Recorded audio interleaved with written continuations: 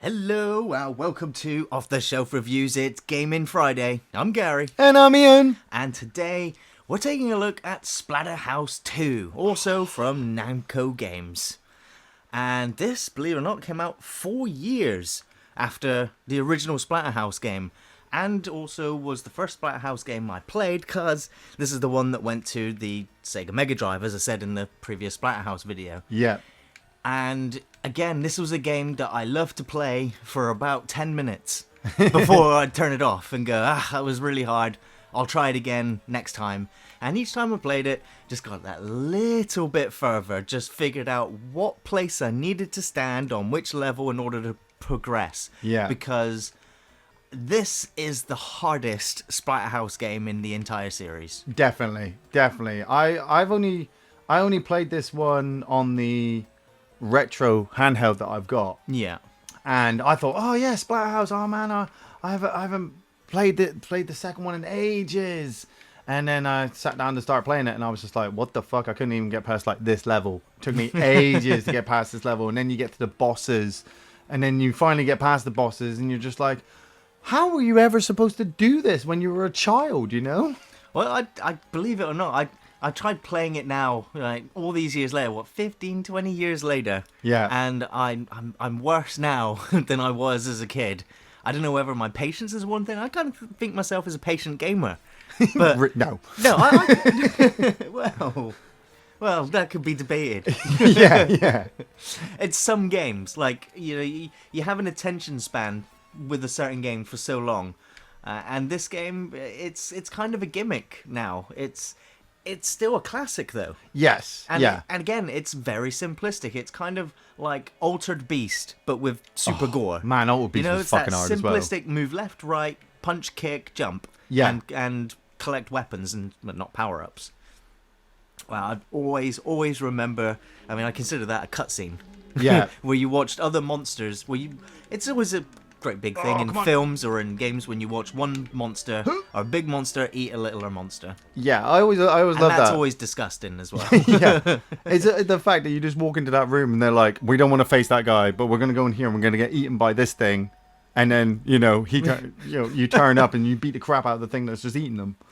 So, what's the story, Rick? This was the game at the beginning tells you that it was 3 months since you escaped the mansion. Yeah. And Jennifer, Rick's girlfriend, has still been captured by what? We don't know.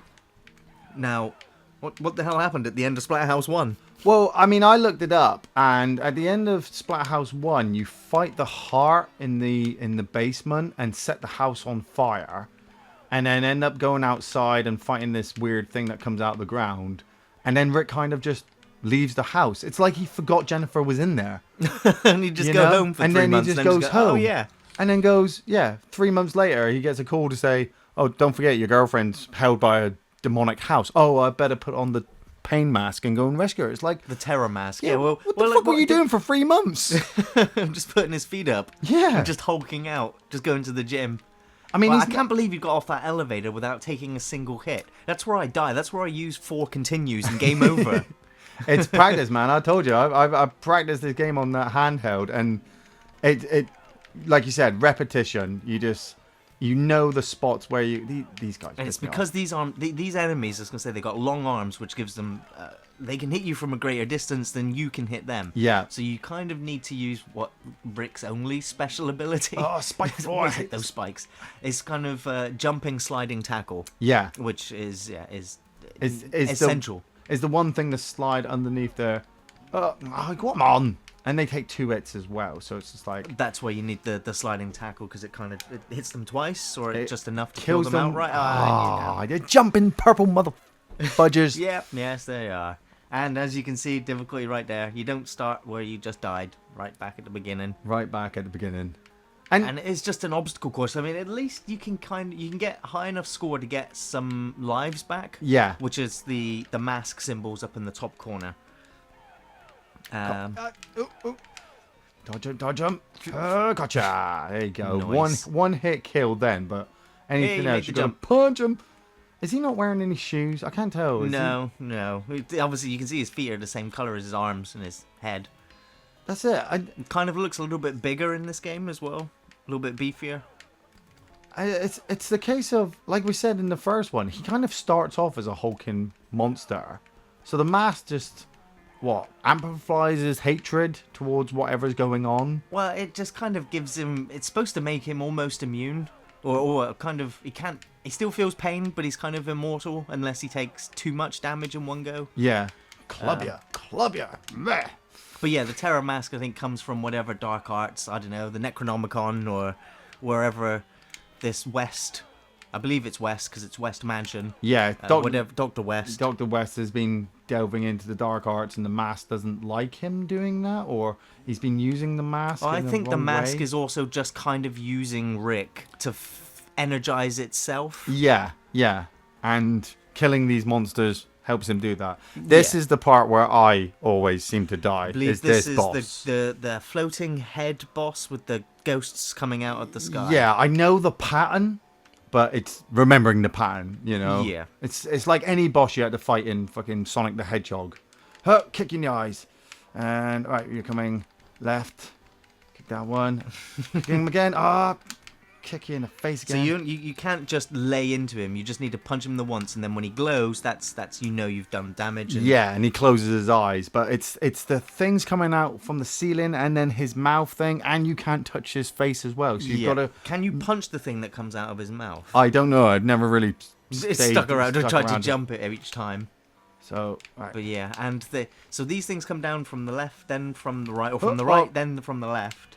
And then I think on the third time, they actually split two one way, one the other. Yeah, and so you got to try and... Like now, yeah. So actually one goes high and one goes low. And you get hit by the face. Come on. And try not to get hit by his nose.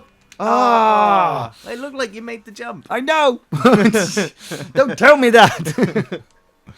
But I don't understand. Somebody must have gone, Splatterhouse was pretty hard, so we're going to make it harder. Why?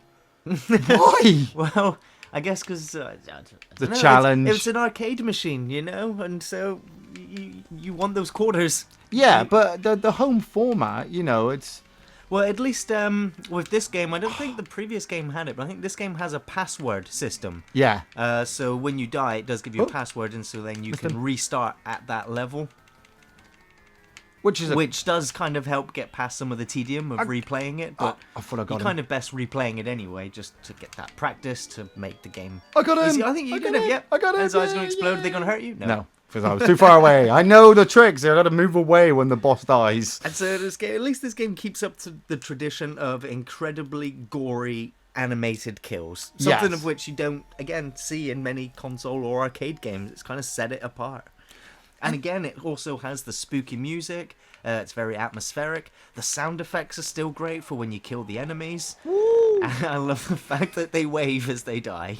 Yeah, it's the little Michael Jackson woo as they get eaten by fish. Gotta stay ducked. Yeah. Come on. Nice. Now he's going to jump. Right. And again, of course, you also have the animations where you can smack enemies into the background and into the foreground. Everything after that. I also believe falling into the water does it insta kill you, or do you just suffer you suffer damage? The fish things in there, yeah. Jump back. Ha. Knew you were gonna. I know also enemies can jump in there just like that on their own accord. Get munched. Yeah, everything after that basement boss. Damn. Is all new to me. So all this is, if you're watching this and you're thinking, why are you taking it so cautiously? It's because I have no idea what's going to happen. Well, at least there isn't a great big force barrier coming in from the left side of the screen to catch you. Yeah, that's all gone now. I believe it's the next Splatterhouse game that re-adds the time limit. Killed you. Right, I got to try and... Time it. Nice. Into he goes. Right, and kill the fish. Nice. You're doing okay. I shouldn't say that. No. I slid too far. I slid too shouldn't far. Have said that. No, not the fish. Everything in this game can kill you, but, it's good. Good practice if you ever want to play Dark Souls. Just know that everything wants to kill you. Of course. Oh, no. Careful. Hup. Jump. Nice. So I know this is like your first time on this level, so I don't want to talk to you. I don't want to break your concentration. I'll tell you what I'll talk about instead. Okay. Is I just finished watching Strange Things. Ah, yes. And this is the show that everybody that is a horror fan, or everyone that likes a good supernatural drama, Yeah. has raved about how nostalgic it made them feel, which is understandable because it feels like almost every Stephen King book / film adaptation. Yeah. But it was handled very well. I mean, I don't know what their budget was like, but some of the CGI work wasn't the best. Right. But the original design of the creature was fantastic. And the atmosphere that the series built up over the first few episodes before the reveal of the monster and what was really going on Yeah. was, I would say, almost expertly crafted, especially in television. Cool. And the child actors, all of them, very promising. But I kind of got to that point where I was like, this story is going to wrap itself up. Yeah. And I thought it was just going to be a one-shot thing where it would just have this beginning, middle, and end and tell this one story. Yeah. But it's coming back for a second season, which I've been told takes place a year after and will continue the events of some potential cliffhanger-ish endings. But Yeah. almost all horror movies, or some of the most memorable movies from that era, always end with they thought they killed it, but they missed that egg. They or come they back. missed that embryo. Yeah, they come back 3 months later forgetting their girlfriend was in a burning house. Exactly. Yeah. It's just so it was left open for that to happen, and I was kind of like, I don't know. It's going to be something different. I don't know whether I'm going to like it. But as long as all the same actors return, it's in the same town, it could be interesting. It could be, the different type of monster, a different type of thing that they've got to deal with. I just can't imagine it being the same characters having to deal with the situation. Right. It's kind of like in Maine, where it doesn't have the same shit doesn't happen to the same person. It happens to loads of different Yeah. people all over Maine. That's it. I mean, I heard a lot about Stranger Things. All of a sudden, everyone was talking about it. Everyone was raving about it. It was all over the internet. There were T-shirts about it, memes about it, and for me, it did the same thing that Game of Thrones did for me. It just became Oversaturated straight away. too big for me too quickly, and I was just like, I'll approach it in my own time. I had so many people shouting at me saying, "Oh, you got to watch this so we can talk about it," and I'm like, well, why? It's because it is really good. Oh, don't get and me... it is worth talking about. Yeah, don't get me wrong. It's one of those things, but for me on a personal level, when everybody is following this one thing, I'll kind of go do my own thing for a little while until they forget about that, and then I'll go and watch it and go, yeah, you were right, or actually Didn't do anything for you. Didn't do anything for me. I know you, Ian. Yeah. So I know you will like it. Yeah. Because I know it will hit the same nostalgia buttons for you that it's hit for everybody else. And I went into it knowing that it was doing that, and I tried to guard myself from it. You're right. But I was still just going, that poster, It's great that they have it in the background, but really no one ever had that poster in the background. Yeah. But at that time, because it's all set in the 80s. Yeah. But it still kind of works, and it still has a flavour and a charm to it, which, yeah, don't get me wrong. It's definite. So it goes on my recommended list. So obviously this is our Halloween season, and so it goes right up there with things, if you haven't seen yet, to check out this Halloween season. I got past it. Finally. You did it. Finally. Now you gotta go fight the boss, Ian. Oh, god damn it. I don't even know. Oh my god, it's the what fetus the- baby thing what the- hanging from a chain. Grab the chainsaw. I Grab the can't. chainsaw. I can't. Oh, you gotta fight the chainsaw. Oh, what the... I look at those giant things shears. like... If it's anything like the boss in the first game, then those things are going to try and I'll tell you what we attack me. need to review next Halloween, Ian, is some slasher movies. Do you ever see The Burning? Yes. With Cropsy. Yeah. With giant shears. I'm trying to think of other... what other horror icons have used shears to kill their victims? Did Jason Voorhees ever use shears to kill someone?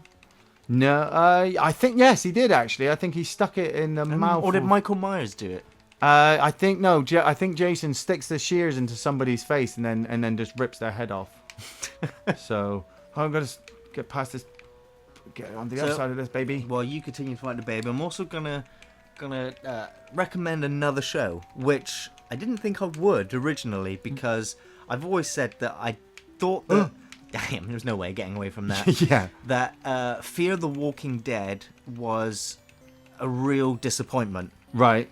But I said it had enough promise for me to consider watching the second season. Right. and I kind of hesitantly went about it. I watched the first episode of season 2, which I actually believed was season 3, because I don't know how they're staging it, whether it's half seasons, longer seasons, edited. I don't know how they're formatting it now. Yeah.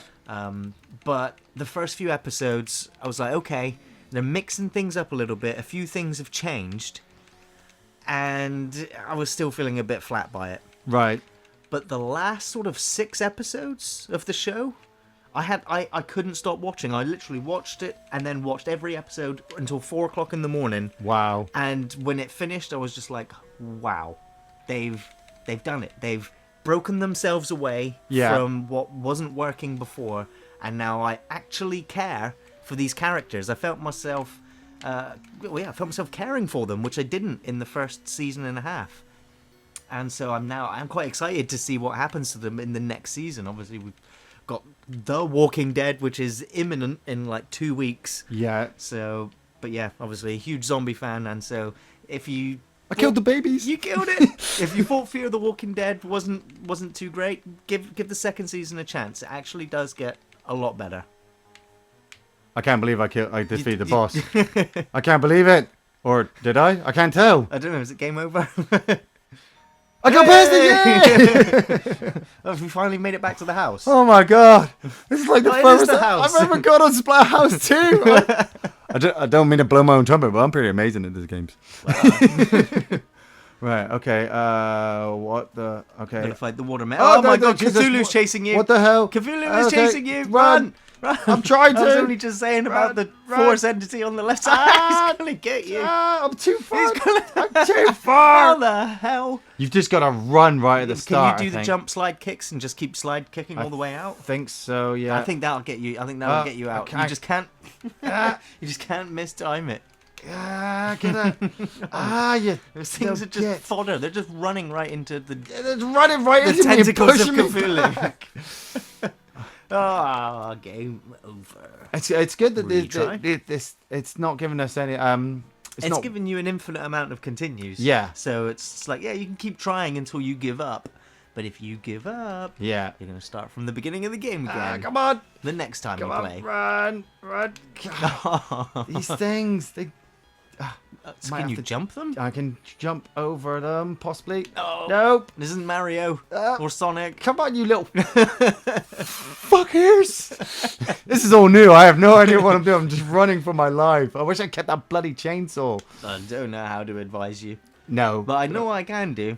What? Is after the 2 recommendations that I have given, yeah, is an unrecommendation. Okay. Now, it's Halloween season, and of course, a couple of years ago, we reviewed Rob Zombie's Halloween. Yeah. Which, upon reflection, that was distinctly Rob Zombie's Halloween, and we kind of okayed the first one, and the second one really, sucked the balls. second one really sucked balls. But yeah. It sucked balls as a Halloween film, but it was it was also the bare bones. You made it! It was also the bare bones of a Rob Zombie film. Yes. It wasn't Rob Zombie to his full potential. It was him limited with having to make a Halloween movie instead of a Rob Zombie movie. Yeah.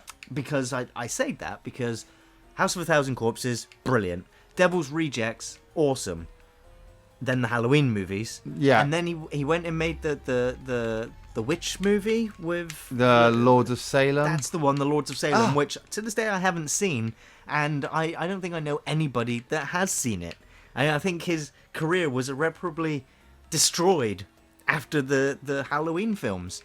I haven't really seen him return to music too much, or if he did, it wasn't very popular either. Yeah. And I was aware that Rob Zombie had made an animated film, which was Super Beast, wasn't it? El Superbeasto, which which was very entertaining. And then I heard that he was going to make a trucker serial killer type movie, right? Which I don't know whether that ever happened, but I was surprised to see that he had released a film that he had written and directed. 31. Yeah. Which is a pretty vague title, anyway. And so I was like, well, it's Rob Zombie. I'm not going to look at the reviews because I know they're all going to slate it. Because a lot of people don't even like Rob Zombie. Yeah. Yet alone hate his film work as well. So I was like, I'll just give it a go. Go into it blind. And I couldn't even make it to the end of the film. I usually do. Ooh. And I was sat there and I was like, if I was reviewing this film, I would have to see it through. Yeah. But I'm not reviewing this shit, so I'm fucking turning it off.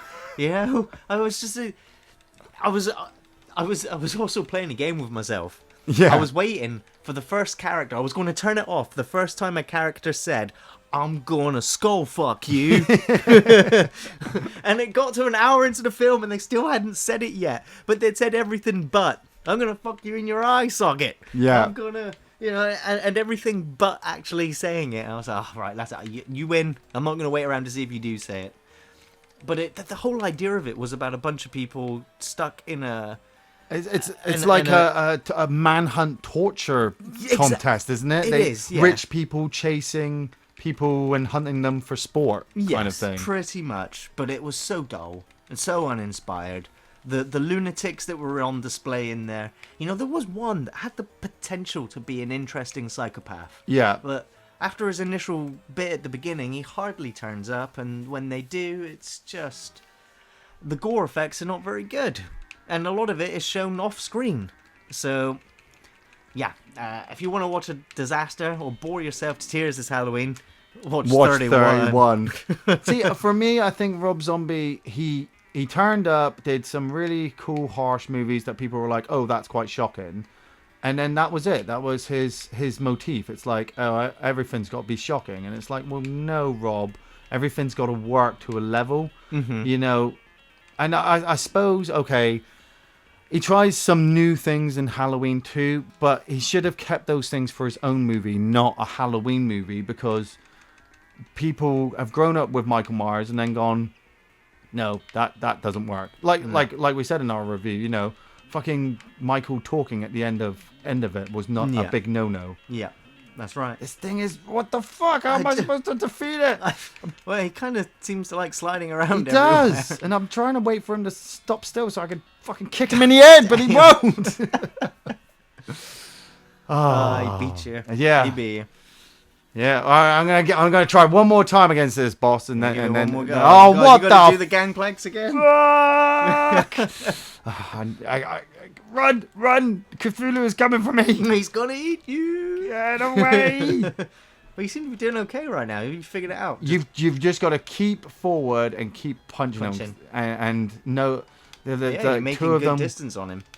Come at once. You've got to make sure you punch them together, and don't fuck up. Keep going. Keep going. I'm gonna make you fucking work for your meal, Cthulhu. Yeah, Nice. eat my dust. Oh man, I don't know how to kill that boss. I like I said, I tried to slide it, but he did damage to me. I'm just gonna take a whiz. I noticed as well while you were talking. So these little blue sprite things spawn zombies, and then you got these scary faces that are floating around. Right. And if the scary faces hit you, like that one, they reverse your controls. So now left is right and right is left. So I think just to make the game just a little bit harder. If I keep moving, I shake them off. But then you can imagine trying to do the jump, and then all of a sudden you're jumping, and then yeah. So that's why I'm just like being. Oh, we're cautious. Oh, you little bastard! I sneak up on me. I swear I killed that one once. The spirits of the forest are trying to get me. Careful. Yeah. Well, interestingly, in the previous Splatterhouse game review that we did, I mentioned that there's no game really with Pinhead in it, or with Chucky in it. But a couple of you have suggested, I think it was Terror Dome?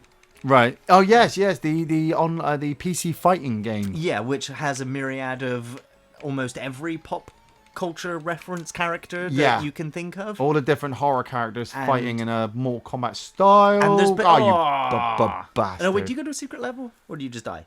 Secret level, yay! But well, it just means you make your way to the boss, but through this way, which is likely to kill you too. It's like Goro's lair down here, isn't it?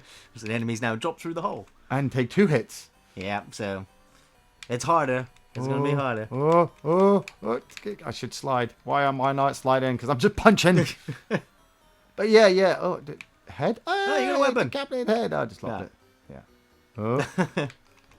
So yeah, Terror Dome looks like an interesting game, and I think I'm going to add it to the list of games to look at for Gaming Friday in the near future. Yes. Just because I've never seen the game, and I'd be interested to see who'd win a fight between Chucky and Pinhead. Well, I mean, we're talking. Well, in a weird way, both of them are kind of immortal, but Chucky does become more human the longer he stays. You bastard! The longer he stays inside his form, so in a way, could die as long as he can possess another doll. Where Pinhead, as the films will go on through the month of October, won't ever fucking stop. Wait, I'll just stop around and have a chin wag first for a little bit. Yeah, and just, change his face and become somebody completely different at some point. Well, right now we've just finished reviewing Hellraiser 3 and 4. Yeah. So and that there was the last real big hoorah for Pinhead. It's down to just cameos and brief appearances from here on out. Don't spoil it for them, Gary. I'm trying to save you. Yeah, to save you from the suffering that we went through. I mean, come on, but you love Bloodlines. I still do. You bastard Spike 4. I love parts of it, just like I love parts of 3. Yeah. And so it had the ideas, it just had that studio interference that a lot of the films go through, like we said with the Halloween something series. That which I'm probably going to get criticised on in some of the reviews, but Clive Barker did actually write a sequel to the Hellbound Heart novella. Yeah. And it is an epic. I've forgotten the name of it already. It's not the Scarlet Diaries or the Scarlet Diaries. Yeah, it's because of Pinhead in hell writing the diary. Dear diary. Dear diary. Today, nobody open the ligament configuration. I wait here with my chains. I just imagine that. Well, nowadays, obviously, you'd be putting up on Facebook. Well, yeah. Hashtag Hellbound Heart and all that kind of stuff. We should get Pinhead in and ask him what actually killed Chenard. Because Chenard died through decapitation. That's how he died. Because Tiffany solved the box.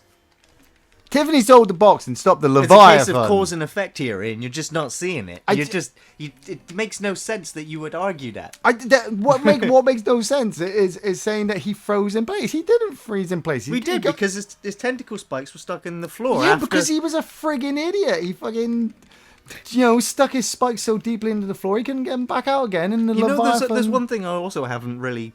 I don't think we brought it up, was why was all of the other patients opening lament configurations in the asylum when the Hellgate was already open and Cenobites were wandering around the halls of the hospital? Yeah, I don't know. and that's the thing. It's like I say as well, the boxes not looking different. It's the fact that they were all opening the same box. Yeah. So all those boxes open up the same doorway. I'll be here in a minute. Opening boxes. Yeah, and Chenard's the only one floating around. Where was Pinhead? Oh, they're just waiting in the room. They've got their own little room, and Leviathan's like, nah, I don't need you guys at the moment. You're not needed. It's like, what? Employment? But yeah, the Clive Barker novel is... it's kind of interesting. I've not read the whole thing. I've kind of read the synopsis for what happens in the rest of the story. I won't go into it for spoilers for those that are interested, but I know in one of the videos we say that there isn't a sequel to the book, but yeah. there is. Obviously, you got the graphic novel one and the book, and obviously the names have escaped me right now, which I'm sorry for. I'll mention it in Splatterhouse 3 review, which is coming next week. Yes, yeah. I'm going to try and get... you guys, I'm trying not to die, but I'm fucking dying all of this level. It's hard. I wish I was back fighting the boss. Well, we're going to call it there. Yeah. You died horribly on the spikes. So I just want to say thanks for watching, everyone. Thanks for listening. We'll be back next Friday with a look at Splatterhouse 3. Of course... the future Hellraisers coming next week again on Tuesday and on Thursday. You can find us on Facebook, on Twitter, and on Patreon. Thanks for watching, everyone. We'll see you next time. Bye.